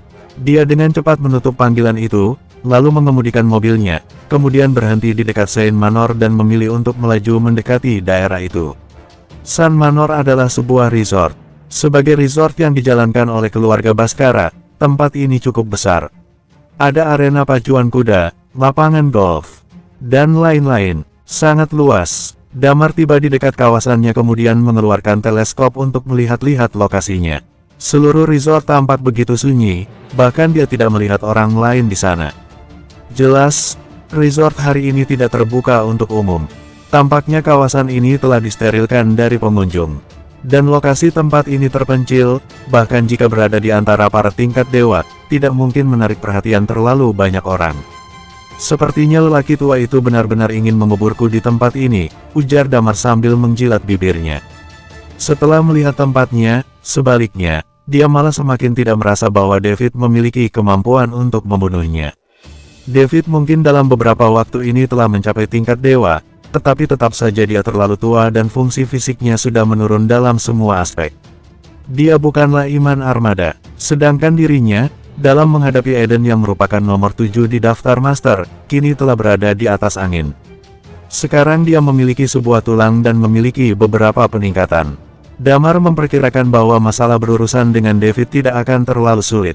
Dalam penglihatan David, meskipun Damar telah mencapai tingkat dewa, bagaimanapun juga dia masih merasa orang itu terlalu muda. Dia memperkirakan bahwa Damar baru saja memasuki tingkatan awal di tingkat dewa. Damar pun tidak banyak berpikir. Jika David ingin menghabisinya, mengapa dia tidak menghabisi David juga? Jika itu terjadi, dia akan bisa mendapatkan 5 tulang lagi. Tak peduli apakah David berasal dari Red Lotus, atau dia sendiri yang ingin berinisiatif untuk melawannya, dia memiliki cukup alasan untuk menyingkirkan David. Damar yang terduduk di dalam mobil kemudian menghela nafas. Dia mengeluarkan ponsel dan memainkannya sebentar. Sekitar pukul 18.30, dia melaju ke pintu gerbang. Setelah berhenti, dia membuka pintu dan melihat ke arah pintu. Ada 2 orang yang sudah berjaga di depan pintu. Mereka mengenakan jas dan kacamata hitam. Kedua tangan mereka dilipat di belakang punggung. Wajah mereka tampak sangat dingin. Damar sedikit tersenyum, lalu dia mengeluarkan pembelah udara dan tanpa nama yang telah dibungkus kain dari belakangnya, lalu mengaitkan di tangannya. Damar kemudian berjalan menuju pintu. Tepat di depan pintu, salah satu dari mereka tersenyum pada Damar dan berkata, "Pak Damar, silakan lewat sini." Damar berjalan tanpa ragu dan mengikutinya masuk ke dalam Saint Manor. Bersambung, 284. Villa Saint Manor sangat besar. Ada sebuah bangunan di depannya, yang sedikit mirip dengan hotel. Ini adalah tempat untuk penginapan dan restoran di hari kerja.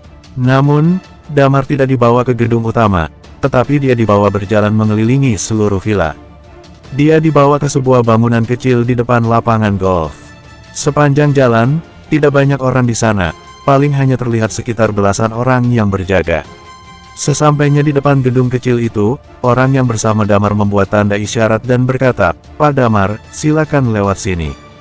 Di depan pintu, ada 2 barisan orang yang sudah berdiri di sana dengan setelan seragam dan kacamata hitam yang sama. Ada sekitar 10 orang dengan kedua lengan yang dilipat di belakang punggung dan wajah yang dingin. Terlihat juga 2 orang wanita yang berdiri di antara mereka. Tubuh kedua wanita itu agak kekar. Damar berpikir dalam hati, siapapun yang menjadi suami mereka, bisa-bisa terbunuh hanya dalam 1 kali pukulan. Damar berjalan menuju pintu. Begitu dia sampai di pintu, kedua pria di barisan paling belakang mengulurkan tangan mereka untuk menghentikan langkah Damar, dan kemudian berkata, "Serahkan barang-barang bawaanmu. Kami akan memeriksa apakah ada barang berbahaya yang dibawa bersamamu." Damar sedikit heran, matanya menyapu mereka dan berkata, "Apakah kalian berdua sedang mengalami kerusakan otak? Hei, biarkan dia masuk." Pada saat itu dari arah aula, terdengar suara seorang pria tua. Kedua pria yang menghentikan Damar masih tidak mundur. Salah satu dari mereka menatap Damar selama lebih dari 10 detik. Kemudian baru melepaskan tangannya. Damar memegang 2 belati dan berjalan santai ke arah suara itu. Sembari berjalan, Damar terus berspekulasi. Sepanjang jalan, ditambah 10 orang di pintu, total dia menemukan 27 orang. Karena mereka tidak menyerangnya, dia tidak tahu level dari orang-orang ini.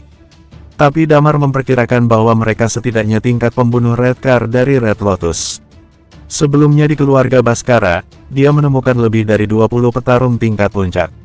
Wajar jika ada begitu banyak petarung dalam keluarga ini dengan sejarah panjang dan sumber kekayaan yang berlimpah. Dengan David sebagai petarung tingkat dewa, mungkin mereka hanya kekurangan Saveri, yang susunan pemainnya sebanding dengan Damar dan Eden belum lama ini. Berjalan ke dalam ruangan, di dalam ruangan sana, ada sebuah aula. Di aula tersebut telah ditempatkan sebuah meja panjang. Sisi lain meja, terlihat ada 6 orang yang sudah duduk di sana. Ya, tepat ada 6 orang. Franz, Lukito, Julie, Radian, David. 5 anggota keluarga Baskara telah berkumpul. Selain itu, ada seorang pria berpakaian seperti seorang master. Dia terduduk di sana, terlihat sudah sangat tua. Saat Damar melihat pria ini, hati Damar sedikit bergetar. Dia mengenali pria itu. Ada informasi yang beredar di antara Night Watcher. Namun, itu dianggap sebagai berita lama yang telah tertutup debu untuk waktu yang lama. Pria itu bernama Peter. Dia adalah seorang Master Tao. Dahulu kala, dia adalah yang pertama dalam peringkat lokal. Usianya juga cukup tua, sekarang, setidaknya lebih dari 100 tahun. Pria ini, seperti David dan bahkan Dempsey, yang umurnya berada dalam satu angkatan yang sama. Pada era itu, dia adalah yang terjago di dunia bawah tanah. Dia benar-benar seperti burung bangau liar, tidak bergabung dengan organisasi manapun, dan berjalan independen. Baru kemudian, dia tiba-tiba menghilang. Beberapa orang mengatakan bahwa dia sudah mati. Yang lain mengatakan bahwa dia telah pergi untuk hidup dalam pengasingan sebagai seorang master Tao sejati. Tidak disangka bahwa Damar akan bertemu dengannya di tempat ini setelah bertahun-tahun lamanya. Dia dulunya adalah peringkat pertama dalam peringkat lokal, berjarak satu tingkat dari tingkat dewa. Tingkat dewa adalah sebuah parit yang sangat sulit untuk bisa dilalui. Contohnya seperti Saveri. Tapi sekarang, dalam beberapa tahun terakhir, tidak ada yang tahu apakah dia telah berhasil melaluinya. Jika dia telah melaluinya, itu berarti Damar harus menghadapi dua petarung tingkat dewa dan begitu banyak petarung tingkat puncak, jika dia benar-benar akan menyerangnya. Dalam hati dia menghela nafasnya, ini benar-benar perjamuan pembunuhan. Pertempuran ini akan menjadi pertempuran yang sangat besar. Meskipun hatinya sedikit terkejut, tapi wajah Damar terlihat biasa saja. Dia duduk berhadapan dengan 6 orang itu. Di atas meja, dihidangkan banyak hidangan lesat. Datang ke perjamuan ini sendirian, ujar David sambil menatap Damar dengan santai. Di mana Rima Tanjaya? Saya memiliki kekuatan penuh untuk mewakilinya, ujar Damar dengan santai. Mendengar perkataan Damar, di sebelahnya, wajah Franz terlihat sangat ditekuk. Bagaimanapun, Rima adalah mantan istrinya. Sekarang, mantan istrinya percaya pada pria di depannya ini. Sebagai pria dengan posesif yang kuat, dia berada dalam suasana hati yang sangat buruk karena ucapan Damar baru saja. Di mana tulangnya? Tanya Damar langsung ke intinya. David menjentikkan jarinya, segera seseorang dengan sebuah kotak berlari ke arahnya. David mengambil kotak itu, meletakkannya di atas meja dan membukanya. Tulang yang serupa 3 giok sebening kristal tersimpan di dalam kotak itu. Damar melihat dan memastikan bahwa itu adalah tulang naga. Dia kemudian berkata, buat kontraknya. Pada saat itu, David menutup kotak itu dan menatap Damar sambil tersenyum dan berkata, jangan khawatir, ayo kita makan dan mengobrol dulu saja. Damar tampak heran, tapi dia tidak menggerakkan sumpitnya. Kenapa kamu tidak memakannya? Ujar David sambil menyuapkan sesuatu ke mulutnya. Aku tidak berani memakan makananmu, ujar Damar sambil tersenyum. Jika tidak ada hal yang lain, mari kita segera tanda tangani kontrak. Dia tidak tahu rencana jahat apa yang sedang dipikirkan oleh pria ini. Jika kita mengatakan bahwa tujuan pertarungan mereka adalah untuk menghabisinya, ketika dia datang ke sini, sama saja seperti hewan yang terjerat dalam perangkap, mereka bisa menyerangnya kapan saja. Tetapi dia telah menemui jalan buntu. Sekarang tampaknya dia masih memiliki beberapa omong kosong untuk dikatakan. Jangan khawatir, ujar David sambil tersenyum, bisnis adalah bisnis, kebencian adalah kebencian. Saya sekarang ini, hanya menambahkan syarat sementara saja. Damar terlihat heran, dia menyipitkan matanya dan menatap 6 orang di sisi yang berlawanan dengannya itu. Dia berkata sambil tersenyum, maka Anda harus memberitahu saya tentang kondisi apa yang telah ditambahkan. Sangat mudah, ujar David, ingat apa yang saya katakan terakhir kali. Keluarga Baskara tidak begitu mudah untuk dilawan. Radian telah mendapat sebuah pukulan darimu. Bagaimanapun juga, perhitungan ini harus tetap dihitung, jika ingin mendapatkan 3 tulang ini. Selain menandatangani kontrak ini, Anda harus berlutut pada Radian. Ucapkan permintaan maaf karena telah memukulnya. Apakah menurut Anda itu mungkin? Tanya Damar. Damar merasa sedikit heran. Pada saat ini, dia tahu bahwa David benar-benar akan menyerangnya. Tetapi David merasa bahwa mereka punya cara mereka sendiri. Jadi sebelum dimulai, dia ingin mempermalukannya terlebih dahulu. Selama percakapan, seorang pria masuk dari pintu saat ini. Dia berjalan dengan sangat mantap. Kemudian, pria itu berjalan menghampiri David dan berkata, sudah kami periksa dan pastikan bahwa dia benar-benar datang sendiri. Tidak ada seorang pun yang ditemukan di sekitarnya.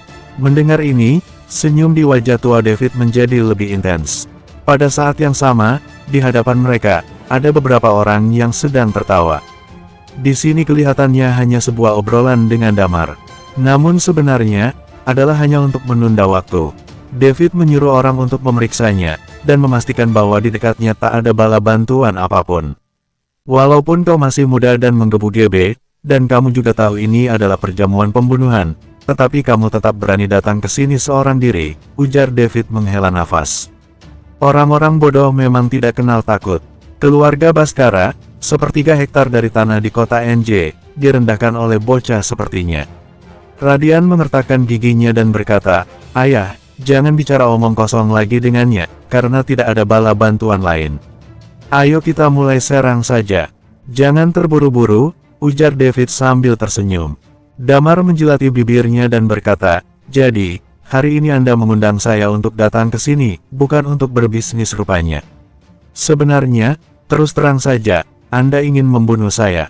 Ketika saya mati, tidak ada lagi yang bisa melindungi Rimatanjaya. Lalu Anda bisa mengancamnya untuk menyerahkan sahamnya."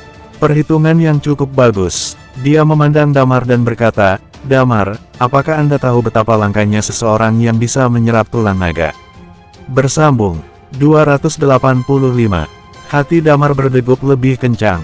Dia memang tidak begitu mengerti tentang hal-hal setelah tingkat dewa. Tapi Iman dan Hugo pernah bertanya padanya tentang ini.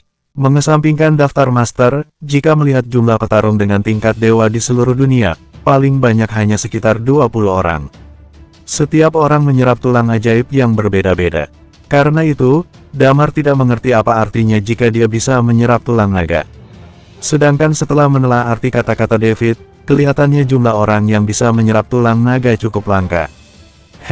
Ternyata kamu benar-benar bocah bau kencur yang baru saja naik ke tingkat dewa," ujar David dengan senyum percaya diri. "Kalau begitu, sebelum kamu mati, aku akan menjelaskan padamu agar kamu tidak merasa mati secara tidak adil. Kalau tebakanku tidak salah, gurumu adalah Carlos, benar kan?" ujar David dengan tenang, orang yang aneh dan suka mendekam di dalam penjara. Dalam hati, Damar terkejut. Sejujurnya, dia tidak pernah mendengar nama orang yang disebut oleh David tadi. Tapi tentu saja, kata-kata Abraham waktu itu menyebabkan informasi yang salah pada David. Sedangkan Carlos yang disebut oleh David, adalah teman lama Abraham yang pernah dia ceritakan. Orang gila yang suka berada di dalam penjara. Karena satu kata-kata salah dari Abraham, membuat David dan lainnya mengira Damar adalah murid dari Carlos. "Kamu seharusnya menembus tingkat dewa setelah kamu keluar dari penjara. Lalu secara kebetulan, kamu menyadari kamu dapat menyerap tulang naga," ujar David dengan nada tenang, "karena itu kamu tidak tahu, tubuh yang dapat menyerap tulang naga jumlahnya sangat sedikit, bahkan bisa dibilang langka." "Jadi," tanya Damar sambil tersenyum, "jadi, tentu sangat sederhana. Aku ingin memiliki tubuh sepertimu. Ada hubungan tertentu antara menyerap tulang ajaib dan darah. Karena itu, aku harus melakukan pertukaran darah denganmu," ujar David sambil tersenyum. "Kamu adalah petarung tingkat dewa yang masih sangat muda.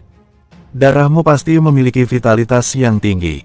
Pertukaran darah denganmu bisa membuatku hidup lebih lama. Jika bisa ditambah dengan menyerap beberapa tulang naga, mungkin saja aku dapat hidup lebih panjang. Akhirnya, aku dapat melampaui Iman. Menjadi keberadaan yang tak terkalahkan di seluruh dunia sama sekali bukan tidak mungkin," ujar David sambil tersenyum senang. "Aku tidak pernah memikirkan hal seperti itu," ujar Damar lalu melanjutkan, "bahkan ada sesuatu yang namanya pertukaran darah. Dalam pengobatan modern sekarang ini, memasukkan darah ke dalam tubuh orang lain merupakan sesuatu yang cukup mudah untuk dilakukan." Melihat sikap Damar yang tetap tenang, David menghela nafas panjang. "Ternyata kamu memang bocah sembrono. Sudah sampai tahap seperti ini tapi kamu tetap terlihat percaya diri, menganggap dirimu nomor satu di dunia. Aku tidak menyangkal bakatmu. Kamu bisa naik dari pemula ke tingkat dewa hanya dalam waktu 9 tahun. Ini pertama kalinya dalam hidupku melihat seseorang yang berbakat sepertimu. Tapi sudah waktunya untuk berakhir. Bakat yang tidak dihargai sama saja dengan omong kosong. Berlututlah dan minta maaf pada Radian. Dengan begitu aku akan membuatmu mati dengan lega," ujar David dengan tenang. "Oh, iya, hampir saja aku lupa memperkenalkannya padamu. Orang ini namanya Peter. Aku tidak tahu apa Carlos pernah memberitahukannya padamu atau tidak. Dia juga petarung tingkat dewa." Mendengar kata-kata itu, dalam hati Damar terasa berat. Ternyata benar kedua orang ini petarung tingkat dewa. Formasi seperti ini cukup mengerikan juga. Prok prok prok. Mendadak David menepuk tangan. Dari sekeliling mereka dapat terdengar suara langkah kaki. Orang yang ditemui Damar di tengah halaman semuanya berlari dan mengepung ruangan kecil ini. 2 orang tingkat dewa dan 30 orang tingkat puncak. Ujar David sambil melihat Damar, bahkan iman yang terkenal tidak terkalahkan di dunia, pasti cukup membuatnya kewalahan. Menurutmu, orang sepertimu ada hak apa datang dan mengajukan syarat dengan kami? Damar menghirup nafas panjang lalu mengangkat kepalanya kemudian melihat ke arah David. Apa kamu tidak pernah berpikir kenapa aku masih berani datang ke sini setelah tahu kamu memilih tempat yang terpencil seperti ini? Padahal aku tahu dengan jelas kamu menganggapku sebagai musuh. Mendengar kata-kata Damar, tatapan David perlahan berubah. Tidak perlu khawatir, aku tentu saja datang ke sini sendirian. Damar tersenyum sambil mencibir, orang tua bau tanah seperti kalian semakin lama semakin penakut. Masih saja arogan. Radian tiba-tiba berdiri lalu membuka mulut. Ayah, tidak perlu bicara omong kosong dengan orang seperti dia. Ayo kita langsung hancurkan dia. Semakin mendengar suaranya, rasanya kepalaku akan meledak. David melihat ke arah Damar. Kemudian Damar menyeringai, karena, secara kebetulan, aku menerima sebuah permintaan. Orang itu memintaku untuk mendapatkan kepala kalian. Kamu pikir kamu dapat menghadapi kita yang orangnya lebih dari 30 ini? Menurutmu kamu ada kesempatan? David melihat Damar dengan mata meremehkan. Dia terlalu percaya diri. Kalau tidak kita coba, bagaimana kita bisa tahu? Tanya Damar sambil tersenyum senang. Bam, begitu mengatakan itu, Peter yang dari tadi tidak berbicara dan terus menggelengkan kepalanya mendadak matanya memancarkan cahaya. Dia memukul keras meja dengan telapak tangannya dan meja itu langsung terbelah. Pada saat seperti ini, sepertinya dia tidak ingin lagi berbicara omong kosong dengan Damar dan memilih untuk langsung bergerak. Dia tipe orang yang lebih suka langsung bertindak daripada harus ngomong panjang lebar. Melihat gelombang energi yang melaju menuju ke arahnya, Damar dengan cepat mengambil 2 pedang di atas meja kemudian mundur selangkah. Di saat yang sama, dia menggunakan satu tangan untuk menarik kain yang menyelimuti pedang itu. Kedua pedangnya, pembelah udara dan tak bernama langsung berputar di udara kemudian Damar langsung menangkap dengan kedua tangannya. Menggenggam erat kedua pedang tersebut. Kering, kedua belah pedang langsung keluar dari sarungnya. Damar menjilati bibirnya. Ini kesempatan yang bagus untuk melihat seberapa kuat dirinya dibandingkan dengan kedua orang tua ini. Serang. Pada saat Peter memerintah, David juga tidak memilih melanjutkan pembicaraan omong kosong dengan Damar. Dengan cepat dia menarik tongkat yang dia pegang, sebuah pedang panjang muncul dari dalam. Dengan satu tangan dia memegang pedangnya dan berlari ke arah Damar. Kring, kring, kring. Sekarang ini, dalam ruangan dapat terdengar suara pedang yang saling berbenturan dan bergema sampai sudut ruangan. Di saat yang sama, berbagai gelombang energi meledak menuju ke arah Damar, benar-benar mengepung Damar di tengah. Hati Damar terasa lebih berat dari biasanya. Tidak yakin, dia benar-benar merasa tidak yakin. Energi yang keluar dari tubuh kedua orang tua itu, David dan Peter, sama sekali tidak lebih lemah dari energi yang dikeluarkan Eden dulu. Kedua orang tua ini tidak termasuk dalam daftar master tapi kekuatan mereka sangatlah kuat. Ribuan kilometer jaraknya dari kota NJ, sebuah kota kecil, terdapat beberapa orang yang sedang diikat kemudian dipaksa masuk ke dalam mobil truk. Di saat yang sama, seorang pria dengan tubuh pendek dan berkulit gelap, berjalan ke arah mobil sambil mengutuk berkali-kali, "Sialan.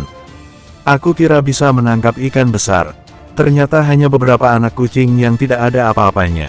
Membosankan sekali, benar-benar membosankan." Di samping pria itu, Lilia mengikutinya. Tiba-tiba dia mengangkat kepala melihat ke arah langit. Di langit yang luas, sebuah pesawat melintas. "Dokter Lilia, kamu kenapa?"